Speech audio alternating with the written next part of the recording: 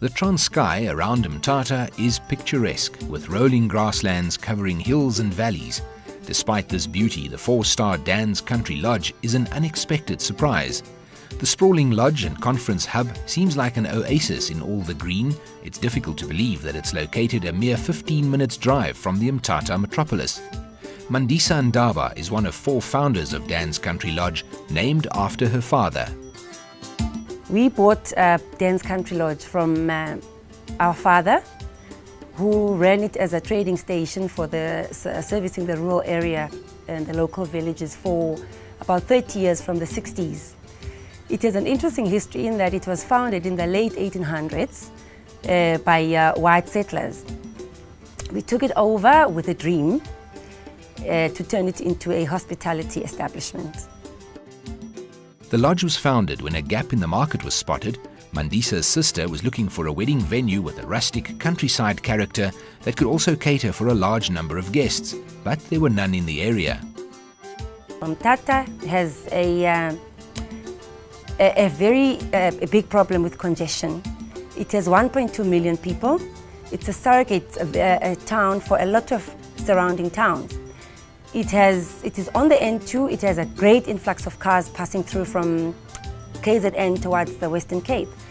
You don't want to be in Mthatha. We realized that people would love to find a place that's just outside of town where they can come out to chill and that type of thing. So because of that, we realized that we could give accommodation and put a wedding place and a conference facility as well that would service the town. And I think the overwhelming response that we got from the market attested that we had decided correctly. Dan's Country Lodge has 45 air-conditioned rooms, all with ensuite bathrooms and DSTV, which is also received in the restaurant, bar and conference and events facilities. Besides 6 conference and banqueting facilities, Dan's features a massive air-conditioned marquee that can comfortably accommodate 2,000 guests. The lodge also boasts a gym complete with a sauna. And Kapanto's restaurant offers a wide range of cuisine, including English and continental breakfasts. But this dream come true was not without its fair share of challenges. First of all, it was impossible for people to see what we could envision at the time. They just felt it was impossible because we were 20 k's out of town in a completely rural area, very poor area. We were unable to get funding completely. We approached a number of houses that could finance us, but because of our rural setting, they told us that they don't finance rural establishments. We also had a lot of trouble with infrastructure. There was no water, there was no electricity. We actually had to raise a lot of money just to be able to bring Eskom's supply to the place. One of the key challenges was ourselves as well. We were complete novices to the industry. We did not know the ins and ends of the industry, and in hindsight, we realized that we did things by trial and error a lot at the beginning. So those were the key challenges that we faced. They have clearly built something quite dynamic, despite the lack of infrastructure and initial support. But they refuse to take all the credit. The entire initiative is an effective community partnership, without which they could never have achieved the objectives they set out. We have been called champions of rural development by the communities that surround us, because I think we have a passion which I think we take from our father, Dan, who we've named the place after. He has a heart for people. He is involved in what happens in the community. The dipping tanks that they use to dip their cows, we built. We built a police station on the property. We donated land and we got another local businessman to build with us, and we donated that to the government. We also built a tennis court, and out of which we've now got a project that's running that's called the Dan's Tennis Academy. And because of all these involvements, people began to call us champions of rural development, and we took that term that they coined and we made it formal, and it's our slogan.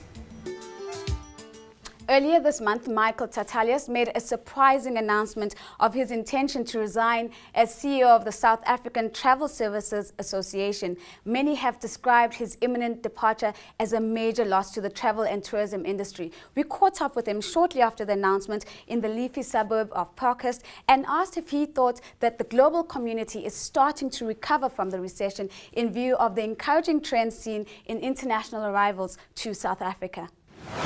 So what we've seen with the stats coming through for South Africa and also for the region, there's a bit of pressure on them, but they are starting to show positive trends, which I think is an exciting aspect. And where's the trend coming from? And what we're seeing is the traditional markets from Europe, which are responsible for a big number of our tourists coming through, the markets there are starting to want to look at long-haul travel again.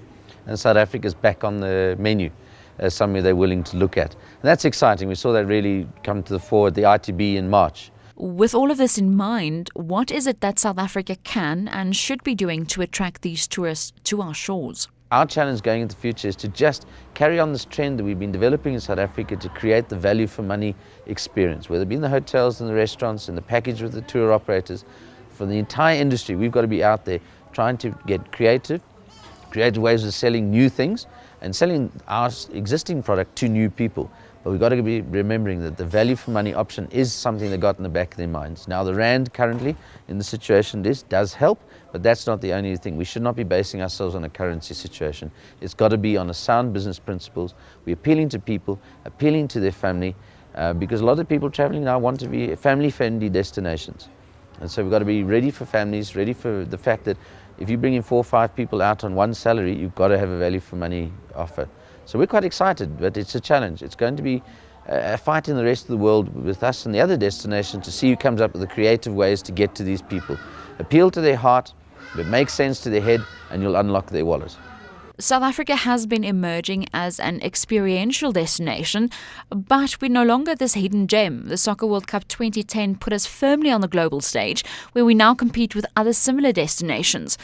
Over and above value for money, are we competitive in this regard? Competition's out there. We're up against the global market. We've shown ourselves completely capable of fighting the international market very successfully. We have over the years. Very good product. Standards have been worked on. We saw that with the World Cup. What we've now got to do is an opportunity and a competition with the other destinations in the world to get to the new traveller who's now ready to look at a dream destination again. But we've got to appeal to their hearts, get in their minds about the heart must win them over. It's a destination they wouldn't come to any other time. It's maybe a once-in-a-lifetime type of trip. Appeal to their hearts, make sense to their head, and then we'll unlock their wallets. And that's the way we've got to do it. This is going to be an interesting fight with the rest of the world and see who's the most creative. There's been a lot of work done in segmenting our markets in order to appeal to specific countries as well as psychographic profiles. Has this been effective? With different markets, we've got to appeal, we've got to understand and segment the markets. Now, South African tourism's taken the lead in working with our big tour operators and the big industry players, and they spend a lot of time and effort trying to understand what it is the consumer wants. Because remember, when you appeal to his heart and his head, you've got to come up and hit his segment spot on, or he doesn't make a decision. Talking about segmentation, one of the interesting outcomes of 2010 was the identification of our people as tourism assets. Who is this immersive tourist that wants to engage with our culture and our heritage? We've got to be selling our people just as much as our product. Staying with domestic tourism, the sector has been identified as one of the key drivers of the new growth plan in terms of job creation and SME development. At the same time, there's a big push to get more South Africans to travel domestically. So, affordable product for affordable travel. Does this domestic market serve as an incubator for new products? All right, and one of the key things we've got to consider as a destination is any destination's got to have a multitude of customer sources. So while we are chasing the high-spending international tourists, that's great news, fantastic. But we've also got to be looking at the regional, the African long haul, the traveller coming in, the business traveller and all the other ones from Africa. But we must not forget the key role that domestic tourism plays. And that's one of the key parts of domestic tourism is it's dual-fold. One, it gets the customers to move in at the time of the year when international tourists may not necessarily be traveling, fills out the calendar in terms of the hotel or the business or the product. They get business throughout the year, which makes them sustainable. Where there's also an important aspect, it also allows us to get the product, newly developed product that appeals to South Africans, out to South Africans. If it appeals to South Africans, it's going to appeal to the foreigner. Gone are the days when you had a product for South Africans and a separate product for the foreigners. Nowadays, we're looking at particularly in the markets like the Dutch, the German, the European markets, they're wanting to have that authentic experience of people. They're looking for the same value for money equations that a South African traveller is looking for. So it's a great market. If you can make money in the domestic South African market, you can cut your teeth in that and come up with the right sort of product.